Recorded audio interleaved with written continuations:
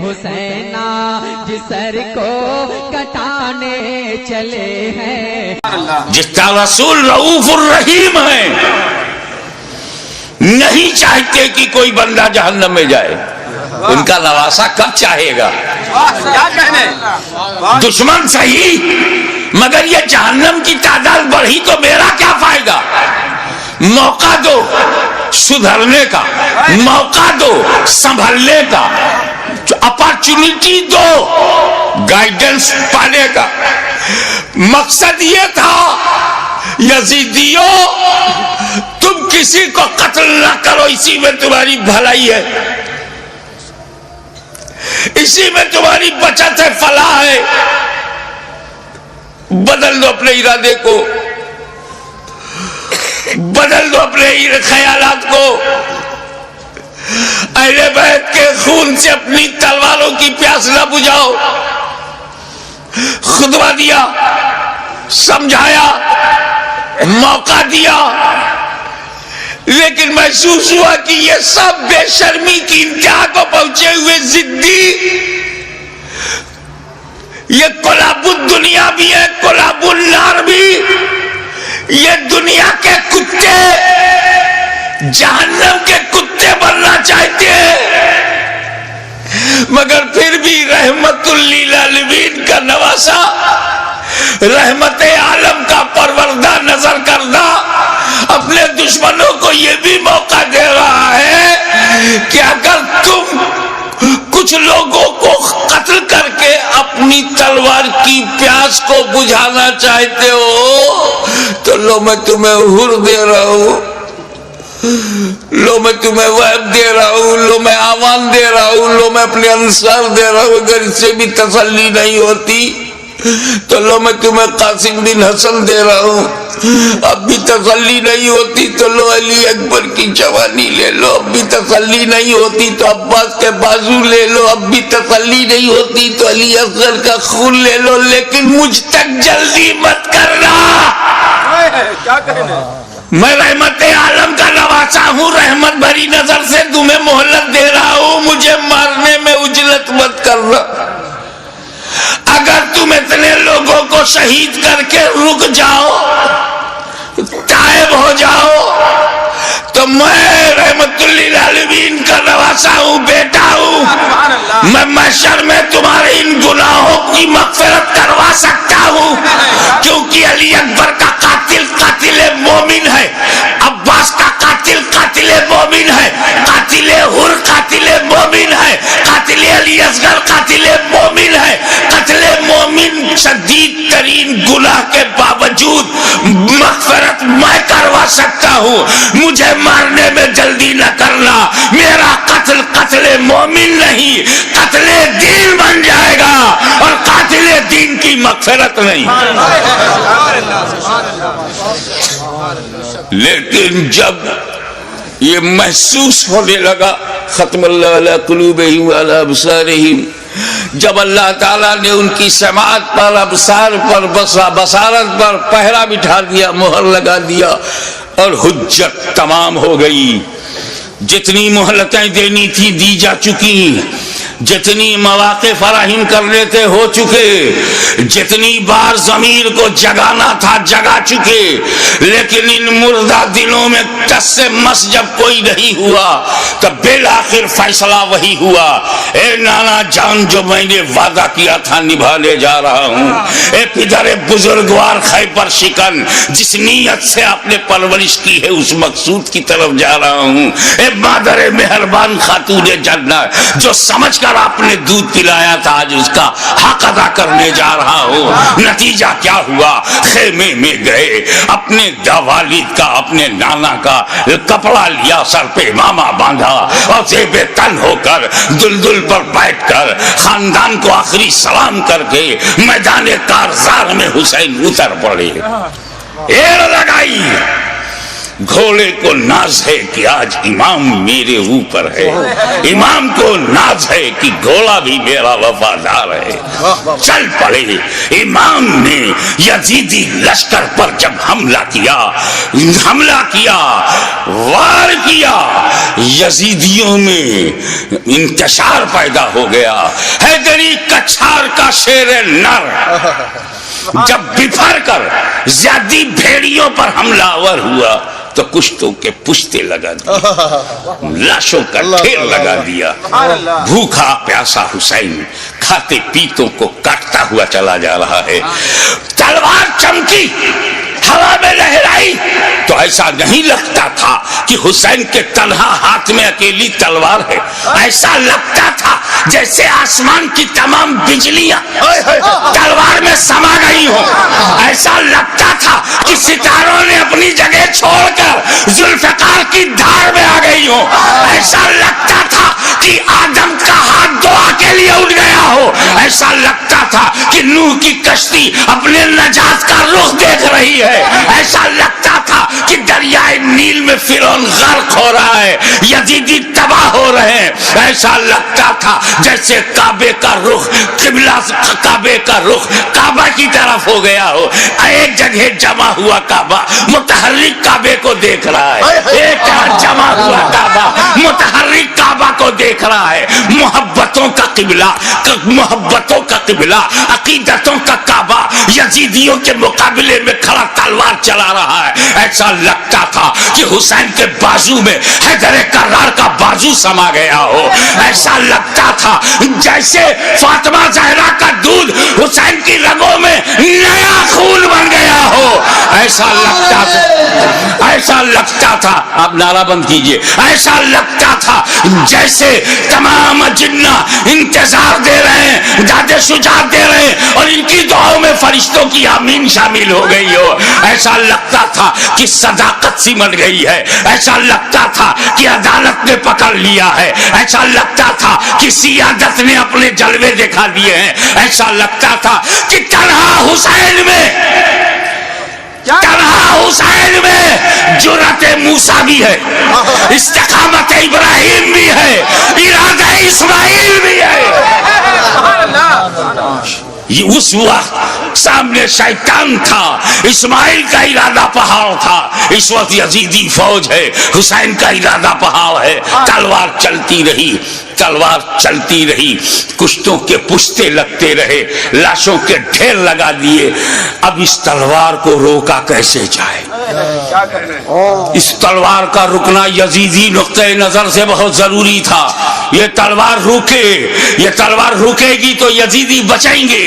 زیادی بھیڑیوں کو کاٹتے تھے جیسے کوئی گاجر مولی کو کاٹ رہا ہو۔ میمنہ پر حملہ آور ہوا تو میمنہ صاف ہو گیا، شیر خدا میسرے کی طرف رخ کرتا ہے، میسرہ صاف ہو گیا، یزید کے قلب پر حملہ کرتا ہے، لشکر کا قلب صاف ہو جاتا ہے۔ اب پریشانی، ابن سعد ابن زیاد پریشان ہو گئے، شمر ذوالجوشن حیران ہو گیا، خولی مایوس ہو گیا، یا اللہ یہ کیا ہو رہا ہے؟ ایک ہی آدمی سب کی گردنیں کاٹتا چلا جا رہا ہے۔ کہیں ایسا نہ ہو کہ ایک تاریخ ایسی بن جائے کہ 20,000 کے لشکر جرار کو تنہا ایک آدمی نے شکست دے دیا۔ اس تلوار کو رکنا چاہیے، یہ تلوار رکنی چاہیے، مگر اس تلوار کو روکا کیسے جائے؟ وہ تلوار جسے بھوک نہ روک سکی، وہ تلوار جسے پیاس نہ روک سکی، وہ تلوار جسے لاشیں نہ روک سکی، وہ تلوار جسے زینب و سکینہ کے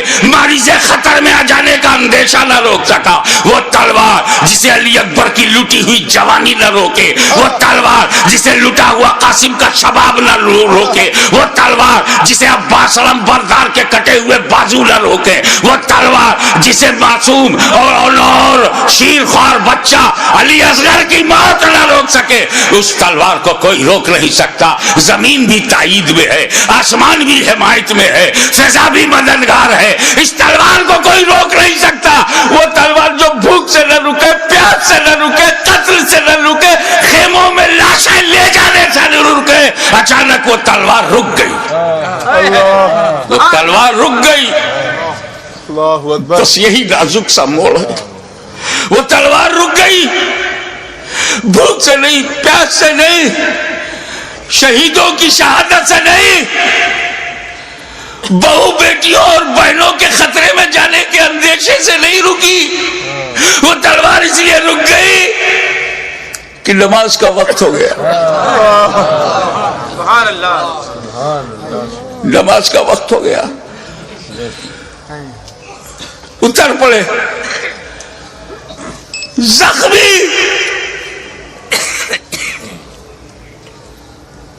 تیروں سے بدن چھلی، نیزوں کی مار. علی کا ایک شیر ان جنگلی کتوں میں گھر گیا. اب جانتے ہیں واقعی ایک شیر ہو اس کو 2000 کتے گھیر لے تو کن کن کتوں کو مارے. زخموں سے چور،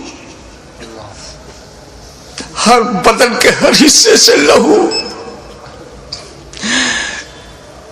یہ کیسا وضو ہے میرے امام؟ اللہ.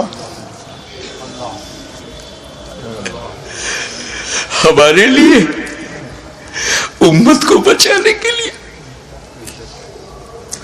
رسول پاک نے پیٹ میں پتھر باندھ کے جو امت بنائی تھی اس کو بچانے کے لیے اتنی بڑی قربانی.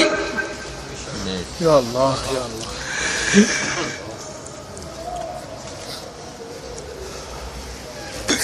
زمین پر گرے سجدے میں.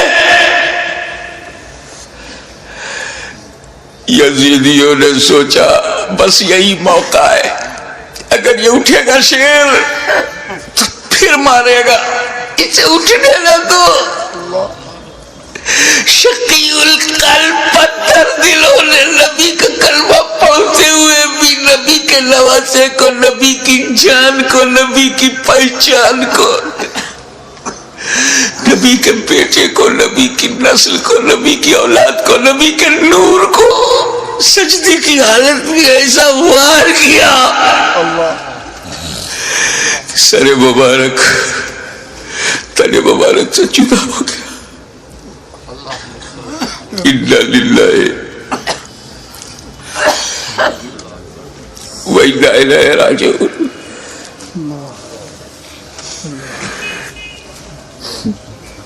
کٹ گیا، گردن کٹ گئی. سنی مسلمانوں، گردن کٹ گئی. کون سی گردن؟ جس کو تمہارا ہمارا نبی چوما کرتا تھا، کٹ گئی. کعبے کے ایک پتھر کو میرے نبی نے ایک بار چوما، حجر اسود کو قیامت تک لوگ چومیں گے، مگر حسین کے گلے کو تو نبی نے بار بار چوما تھا، بار بار چوما تھا. تم کہتے ہو حسین کا گلا کٹا، حسین کا گلا کٹا. میری دل سے پوچھ، بوسا گاہ مصطفیٰ کٹ گئی، بوسا گاہ رسول کو کاٹ دیا. میں ایک مرتبہ بیمار پڑا تھا برطانیہ میں. میری ماں کا خط آیا، بیٹا تمہاری کیسی طبیعت ہے؟ مجھے بڑا تعجب ہوا. میری ماں کی چوچا شریف میں انگلینڈ میں ان کو محسوس کیسے ہوا تو کسی نے سمجھایا یہ ممتا ہے، یہ خون کا رشتہ ہے. تو بیمار پڑ گیا تھا، سر سمندر پار خون کے رشتے نے ماں کے دل میں احساس ڈالا.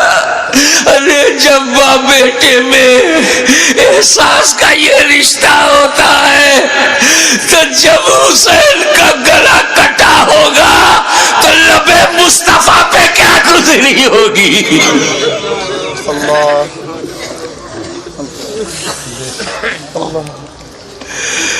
حضرت عبداللہ ابن عباس روایت کرتے ہیں جو بحقی میں ہے، مشکات میں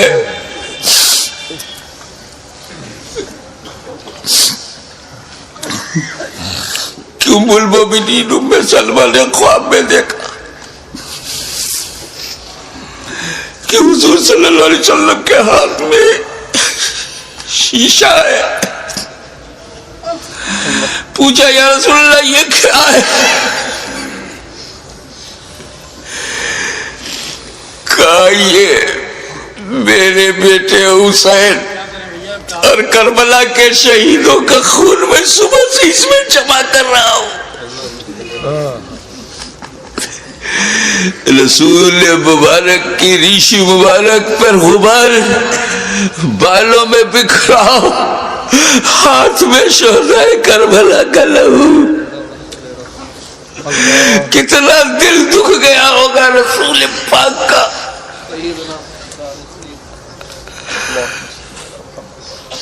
سر کٹا، کیسے بولوں، نہیں کہہ پا رہا ہوں. کسی اور گھر کا واقعہ ہوتا تو میں تفصیل سے بیان کرتا. یہ غم تو میرے اپنے خاندان کا غم ہے. یہ تو اہل بیت کی آزمائش کا. بس یوں سمجھو کہ نیزے پہ اس سر کو اٹھایا ظالموں نے.